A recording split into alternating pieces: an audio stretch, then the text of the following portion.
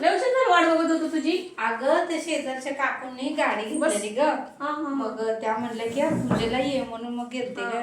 होय. हा बर बर बर बर बर होय तेच आईला म्हंटल मी ही कुठे गेले म्हणून. हा कसली गाडी घेतली नवीन गाडी त्यांनी घेतली? कार गाडी घेतली 4 चाकी 9 लाखाची. होय. हो मग त्यांनी पूजेसाठी बोलवलं मग जायला नको शेजारी ठिकाणी मग पेढे वगैरे दिले मग आले.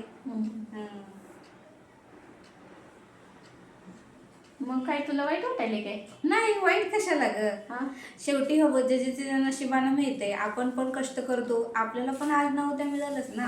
मला काय वाटलं तू जाऊन आली जरा मऊ वाटलं चेहरा. नाही, मला नाही असं वाटलं की आपल्याकडे गाडी नाही म्हणून तुला नाही थोडं शेवटी कसं असतं माहितीये का त्यांच्या नशिबानं त्यांना मिळालं. आपल्या नशिबानं आपल्याला मिळतेच की आपण प्रत्येकाच्या आनंदामध्ये प्रत्येकाच्या दुःखामध्ये आपल्याला सामील व्हायला पाहिजे. सारिका आज त्यांच्याकडे सुखाचे क्षण आले आपण जायला पाहिजे. उद्या आपल्याकडे पण सुखाचे क्षण येतीलच ना. दुसऱ्याचं भलं केलं की आपलं भलं होणार. जे आपण पेरतो तेच उगवणार ना. आपण पण चांगलंच पेरणी करायची म्हणजे परब्रह्मेश्वर आपल्याला पण चांगलंच देणार ना. आता माझ्या बाबतीत पण परब्रह्माने चांगलंच केलं. सगळ्या बहिणी जवळ आहेत आई आहे आणि सगळेजण मला विचारतात काळजी करतात कुठं गेली आहे का व्यवस्थित. हेच सुख आहे. अजून काय पाहिजे सांग की सुख. आणि जर आपण गाडी जरी घेतली तर गाडी काय माझ्याशी बोलणार आहे का सांग की. नुसतं गाडी एकटीच घेऊन मी कुठं फिरायला जाणार आहे. त्या गाडीत बसायला 4 माणसं पण पाहिजेतच की सारिका सांग बरं. पैसे देऊन आपण नाती विकत घेऊ शकतो का? पैसे देऊन आईचं प्रेम विकत घेऊ शकत नाही. पैसे देऊन बहिणीचं प्रेम विकत घेऊ शकत नाही. पैसे देऊन आपण माणसं विकत घेऊ शकत नाही. आणि जरी घेतलीच तर त्यांच्यात काय आपल्या सख्या माणसांसारखी माया प्रेम असणार आहे का. मग म्हणून तर बघ मी सुखात आहे बघा. आणि त्यांना गाडी घेतली आनंद झाला.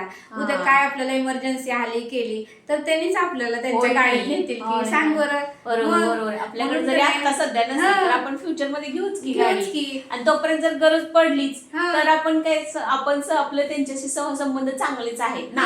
त्यामुळे त्यांनी कधी तर आपल्याला घेऊन जाऊ शकतात. आणि त्यांना माहिती माझा स्वभाव ते एका हाकेला पळत येतील. त्यामुळे आपण काय नाही दुसऱ्यांच्या आनंदात आनंद मानायचा. आणि दुश्मन असलं तरी परब्रह्माला म्हणायचं की त्याचं पण भलं कर. तेवढं मात्र खरंय बरं का. आणि तुझ्याकडनं ही गोष्ट मला आवडली बरं का तुझी. खरंच होय होय मस्तच एकदम सुंदर. त्याच्यामुळे मला वाटतं प्रत्येकाने असा विचार केला तर जगाचं सगळ्याच कल्याण होईल. आणि प्रत्येकामध्ये एक परब्रह्म एक आत्मा आहे. आपण जे चितू तेच आपल्या बाबतीत होतं. आपण वाईट चितलं की आपलं वाईट होतं. आपण त्यांचं चांगलं चितलं की आपलं पण चांगलं चिंतला पाहिजे चांगलं. नाहीतर बरेच जण ती म्हणतात की कुणी ती काहीतरी म्हण पण आहे ग ती कुठली तर आहे की ग ती कोणी तर पल्सर घेतली की ह्याच्या पोटात आल्सर. शेजारच्याने घेतली पल्सर आणि ह्याला झाले आल्सर. तसलं काय उपयोग असं काय नाही उपयोगाचं शेवटी. आपण आपल्या शेजाऱ्यांच्या पण आनंदात सहभागी व्हायला पाहिजे. बरोबर आहे बघा. असंच राहिलं पाहिजे माणसांना तर का नाही जगाचं सगळ्यांचं कल्याण.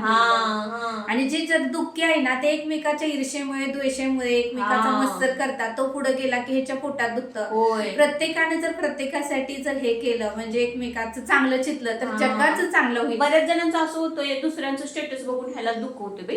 आणि ह्याला दुखतं पोटात. हे पण चुकीचं आहे. चुकीचं आहे.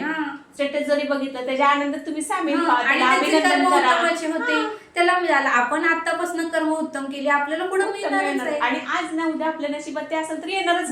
आणि हो बाहेरचा कॅमेरा लाईट गेल्यावर बंद होते पण आपल्या हृदयातला आपला अंतरीचा आत्मा तर आपली कर्म बघतोयच की. मग आणि तो साक्षीदार आहे ना. मग अजून काय पाहिजे आपल्याला आयुष्यात. होय बरोबर. म्हणजे आपण दुसऱ्याच्या आनंदात सहभागी व्हायला पाहिजे. तुला काय वाटतंय. एकदम बरोबर बोललीस.